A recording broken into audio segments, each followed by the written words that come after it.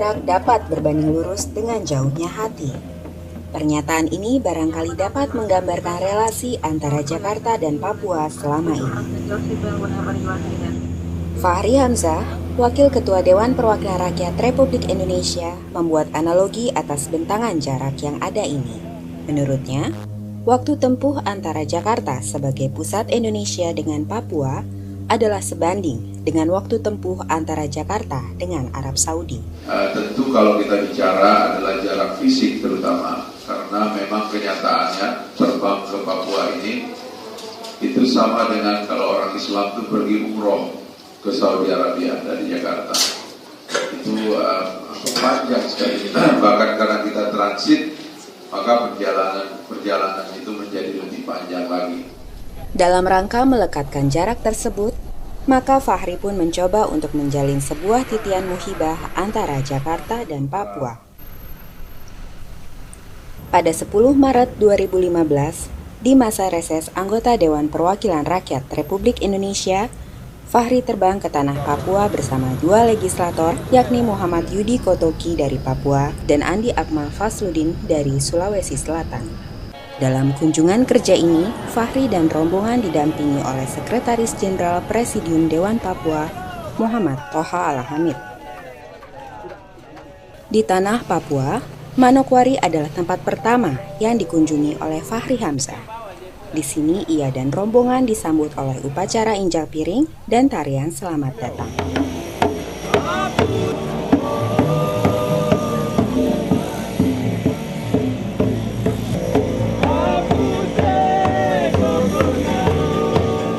Dari Bandara Rendani, Manokwari, rombongan pun bersilaturahmi dengan Gubernur Papua Barat, Abraham O. Atururi, di kantor Gubernur Provinsi Papua Barat. Dalam kesempatan tersebut, Abraham O. Aturiri menyampaikan dua hal yang mendesak untuk dilakukan di Papua Barat, yakni pembangunan komunikasi dan infrastruktur. Selain itu, Abraham juga mengatakan perlunya jalur di bandar udara di Manokwari diperpanjang.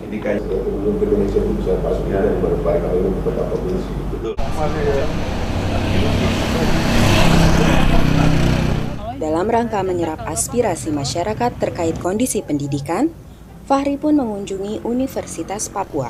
Di sini, ia berjumpa dengan Rektor Suryal Mofu. Saat itu Suryal menyampaikan pandangan mengenai konsep afirmatif yang ia harapkan untuk anak-anak didik Papua. Indonesia ya, jangan sampai masyarakat di luar Papua, artinya masyarakat Indonesia merasa memiliki Papua, tapi anak-anak Papua tidak merasa memiliki Indonesia. Oleh sebab itu program afirmasi pendidikan tinggi di mana anak-anak lulusan SMA Papua kita kirim langsung untuk kuliah di Sumatera, Bali, Jawa, Kalimantan, Nusa Tenggara Timur, Nusa Tenggara Barat, semua universitas negeri seluruh Indonesia kecuali Papua, Nusa Mus dan Cendrawasih. Kami tidak menerima afirmasi pendidikan tinggi karena memang ini kami sudah di Papua. Tetapi mereka yang kita kirim ke luar ini dibiayai penuh oleh pemerintah dan diharapkan bahwa mereka mau pulang atau tidak pulang itu mereka punya urusan. Supaya mungkin ada yang jadi bupati di bawah punya kampus atau jadi pemimpin di wilayah-wilayah lain dan mereka tahu Indonesia ini mereka punya. Jangan sampai orang lain yang datang jadi gubernur atau bupati di mereka punya wilayah atau bupati di mereka punya wilayah baru mereka tidak pernah jadi bupati di Ambon atau di Kalimantan. Lepas pertemuan di Universitas Papua, malam harinya Fahri pun berjumpa dan beramah tamah dengan para tokoh masyarakat Papua Barat. Di sini, ia menekankan pentingnya sumber daya manusia ketimbang sumber daya alam. Selain itu, Fahri juga menggarisbawahi pentingnya menarik pusaran ekonomi Indonesia ke wilayah timur. Jadi idenya adalah kemana gravitasi ekonomi mesti ditarik. Ada begitu banyak pusat pertumbuhan, ada Singapura, ada Malaysia, di atas sedikit ada Thailand, di atas sedikit ada Hong Kong, di atas sedikit ada Jepang, Korea dan seterusnya. Itu adalah pusat-pusat pertumbuhan Asia. Nah ini sudah gede sebetulnya, tetapi kalau kita lihat ke timur itu kan semakin menyedihkan. Nah itulah sebabnya Jakarta itu harus diseret perhatiannya ke timur. Nah, kita sekarang sudah ada Bali, tapi kan ada hub-hub lain yang harus ditumbuhkan. Sekarang kita menyeret sampai ke Makassar. Relatif sukses kita menyeret karena ada bandara internasional, tapi harus diseret lagi ke timur, ya kan? Bahkan dari timur itu kita bisa pergi ke Amerika Serikat jauh lebih dekat. Dari Biak kita ke Hawaii di Honolulu, lalu bisa ke Los Angeles gitu. Jadi jarak Amerika dari timur itu jauh lebih dekat. Dengan cara itulah kita bisa menolong yang timur-timur ini, karena daerah-daerah yang tertinggal baik secara ekonomi maupun dalam indeks pembangunan manusia itu mayoritas di timur. Saya mencontohkan tadi 2 daerah dengan tambang emas terbesar bukan cuma di Indonesia tapi di dunia, yaitu Nusa Tenggara Barat dan Papua, itu berada pada indeks pembangunan manusia yang paling bawah gitu loh. Artinya mereka jauh tertinggal, karena itulah harus diseret perhatian kita ke timur, transportasi ke timur, infrastruktur ke timur. Pertemuan ini kemudian disusul dengan silaturahmi Fahri dengan kader Partai Keadilan Sejahtera, baik yang berasal dari Dewan Pengurus Daerah Papua Barat maupun Dewan Pengurus Wilayah Manokwari. Di sini, ia memberikan tausiah, diantaranya mengenai cara membangun kapasitas diri. Keesokan harinya, 11 Maret 2015, Fahri beserta rombongan pun terbang menuju ibu kota Provinsi Papua, Jayapura. Di Jayapura, Fahri berjumpa dengan Sekretaris Daerah Provinsi Papua, Heri Dosinaen. Kala itu, Heri mewakili gubernur yang tengah berada di luar negeri. Dalam pertemuan tersebut, Fahri mendapatkan sejumlah gambaran dari pemerintah provinsi terkait berbagai persoalan pembangunan yang ada, termasuk soal otonomi khusus. Telah mengatakan bahwa harus ada dialog antara Jakarta dan Jayapura. Nah, ini kan pemahaman dialog yang selama ini sejak tahun 99 kepemimpinan Bapak Presiden Gus Dur menginstruksikan bahwa DPRD semua kita bergandengan tangan untuk bagaimana mengatasi ini. Dan mohon maaf Bapak Wakil, dan hasilnya pasti Bapak Wakil sudah tahu seperti apa feedback dari pemerintah pusat terhadap aspirasi kami yang tentunya yang kita kemas dalam regulasi undang-undang otonomi khusus bagi pemerintah di tanah Papua. Dalam hal ini, Fahri Hamzah mengaku bahwa pembangunan di Papua memang tak dapat dilakukan melalui pembangunan fisik saja atau pembangunanisme. Ada hal-hal yang memerlukan pemahaman dalam memandang persoalan di Papua. Terkait otonomi khusus, Fahri mengatakan bahwa hal tersebut memerlukan komunikasi yang lebih baik. Terus terang, yang kemarin menurut saya ada kelemahan dalam lobby. Saya sendiri agak kaget karena draft itu saya nggak pernah diberitahu dari awal. Tiba-tiba menjelang paripurna kita diberitahu, kita kaget. Dan tanya teman-teman juga banyak yang kaget. Saya mengusulkan agar komunikasinya dibikin lebih baik. Saya kira tidak akan ada halangan yang berarti asalkan kita bisa berbicara. Jangan ada kesan bahwa ini ada operasi dengan cara lain selain dari komunikasi politik. Itu nanti bisa mencederai maksud lain kita. Nah, saya sebagai pimpinan dewan yang tentu selain membidangi secara khusus bidang kesejahteraan rakyat, tetapi juga secara umum karena pimpinan DPR kolegial, maka proses legislasi dan usulan-usulan yang mungkin muncul sebaiknya kita bicarakan dalam satu forum yang penuh dengan saling pengertian. Isu otonomi khusus Papua memang masih dalam polemik di banyak kalangan. Dan apa yang dikatakan oleh Heri Dosinaen mendapat tanggapan dari masyarakat. Orang Papua tidak butuh sebuah undang-undang baru yang memberikan kejelasan bagi ini. Orang Papua butuh pemerintahan Papua, undang-undang pemerintahan Papua. Kalau Aceh bisa dapat undang-undang pemerintahan Aceh, kenapa Papua tidak bisa dapat? Sehingga ada regulasi yang jelas bagi orang Papua. Kami berharap apa yang menjadi amanat dari undang-undang Otsus itu tidak hanya sekedar slogan saja, tetapi harus bisa dilaksanakan sebagaimana yang diharapkan oleh orang Papua. Fahri kemudian melanjutkan kunjungannya ke Universitas Yayasan Pendidikan Islam atau YAPIS Papua. Di sini, ia berdialog perihal pendidikan dengan rektor beserta para sivitas akademika. Dalam kesempatan itu, Fahri mengundang pihak Yapis guna membuka peluang kerjasama pendidikan. Dan oleh karena itu juga saya nanti siap untuk mengkomunikasikan pendidikan di Papua secara umum dan pendidikan di Yapis ini secara khusus. Malam harinya, masih di Jayapura, Fahri menghadiri jamuan makan malam bersama Wali Kota Jayapura, Ben-Hur Tommy Mano. Sebagaimana di Manokwari, Fahri kembali menekankan pentingnya menarik pusaran ekonomi Indonesia ke Papua dan Indonesia Timur. Karena kota Jayapura adalah kota ibu kota provinsi, harus dijadikan kota metropolitan. Apa yang beliau sampaikan, saya sangat menyetujui. Karena ada hal-hal yang belum kita bangun. Kita buat proposal lengkap, bawa ke pusat, tapi tidak dijawab. Tapi beliau meresponi itu dan akan mendapat dukungan penuh dari beliau. Saya percaya itu. Pada kesempatan yang sama, Fahri mendapatkan kaos kesebelasan Persipura. Persipura adalah klub sepak bola yang menjadi kebanggaan Jayapura dan masyarakat Papua secara keseluruhan. 12 Maret 2015, Fahri dan rombongan kembali terbang ke Dogiai. Namun, sebelum itu, rombongan transit terlebih dahulu di Nabire. Di Nabire ini, Fahri disongsong oleh tradisi penyambutan suku Mei yang begitu atraktif.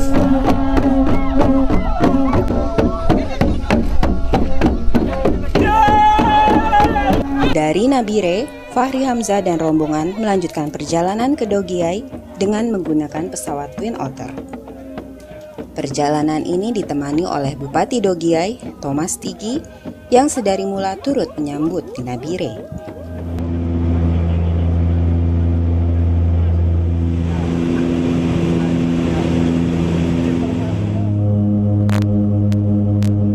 Setelah melalui perjalanan selama 30 menit, rombongan pun tiba di Dogiai.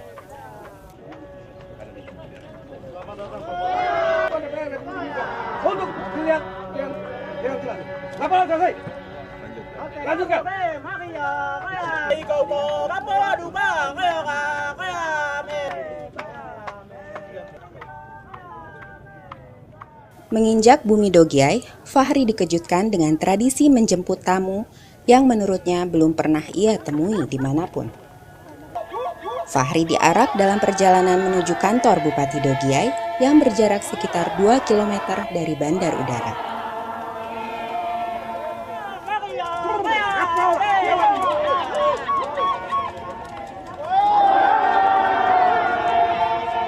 Sekali lagi mengucapkan terima kasih atas kehangatan sambutan yang diberikan kepada saya sejak tiba.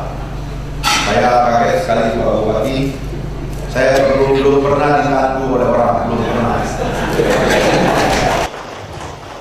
Di Aula Bupati Dogiai, berkumpul pimpinan dan sejumlah masyarakat dari 10 distrik yang ada di Kabupaten baru ini.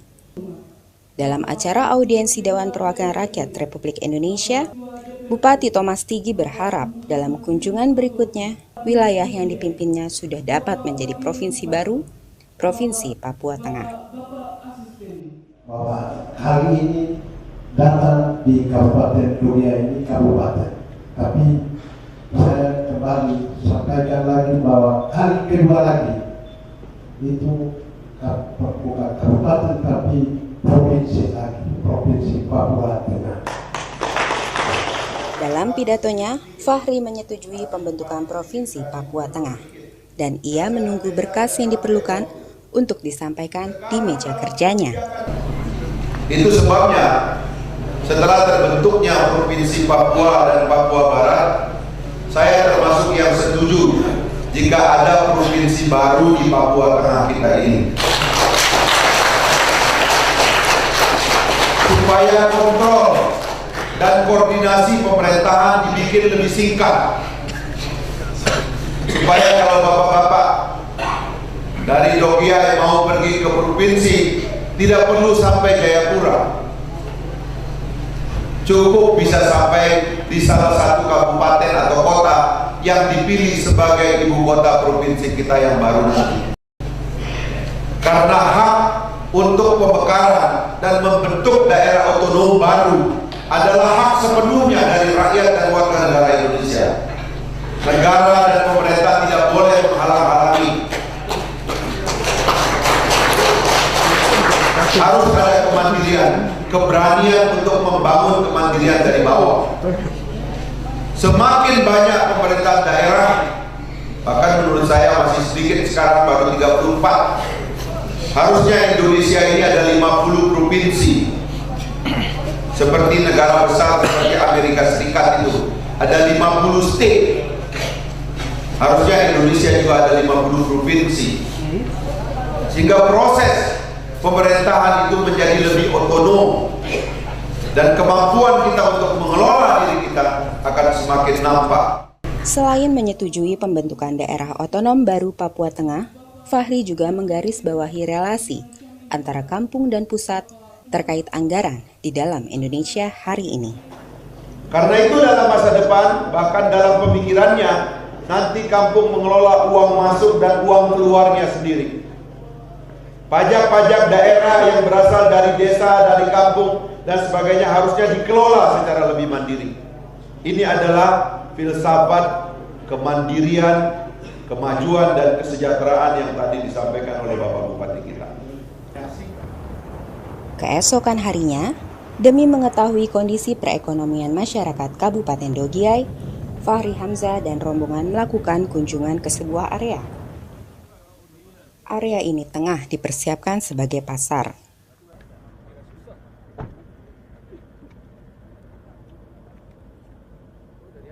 Ini saya sendiri saya serahkan kepada Kabupaten Dogiay karena saya ingin pasar. Selepas dari pasar yang tengah dipersiapkan ini, Fahri Hamzah bergerak ke lokasi pabrik kopi Dogiay. Di sini, Fahri turut mendapat luapan kekecewaan sekaligus harapan dari seorang petani kopi. Dan jumlah produksi akhir, total produksi 2.000 kilo per tahun. Padahal kebutuhannya itu adalah 2.000 kilo per bulan. Dan kami bisa keluar dari lingkaran setan ini ke lingkaran malaikat, di mana satu petani model mestinya punya 800 pohon paling sedikit dan total produksi 200.000 kilo per tahun, bukan 2.000 kilo, 200.000 kilo per tahun. Kami mampu tampil sebagai koperasi model di Papua, koperasi produksi model di Papua, dan mengangkat jati diri nama bangsa di mata dunia. Asal saja ada pihak yang mau memberikan hibah sekitar 11 M. Dan itu kami siapkan dalam bentuk proposal. Setelah dari pabrik kopi, Fahri Hamzah bergeser dari Dogiay menuju Kabupaten Nabire. Perjalanan darat ini memakan waktu sekitar 7 jam dengan berbagai kondisi medan.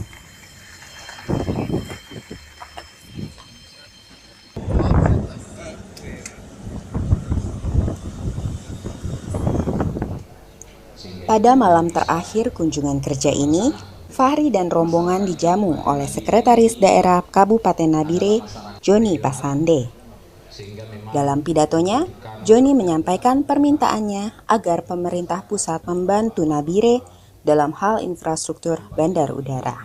Sebagian besar kebutuhan untuk masyarakat di kabupaten-kabupaten tetangga ini disuplai dari Nabire, sehingga dengan posisi yang sentral, maka pemerintah Kabupaten Nabire harus menyiapkan banyak hal, dan mungkin ini juga yang kami titipkan ke Bapak agar tidak terlalu lama lapangan terbang ini sudah bisa didarati. Di penghujung malam, Fahri kembali melakukan pertemuan dengan kader Partai Keadilan Sejahtera Nabire. Di sini ia kembali memberikan tausiah mengenai kapasitas diri. Keesokan paginya, di tepi pantai Nabire, titian muhibah ini pun berakhir. Namun, kunjungan ini sendiri diharapkan bukanlah suatu akhiran, melainkan menjadi awalan dari suatu kerja panjang untuk memarwahkan Papua dan Indonesia Timur.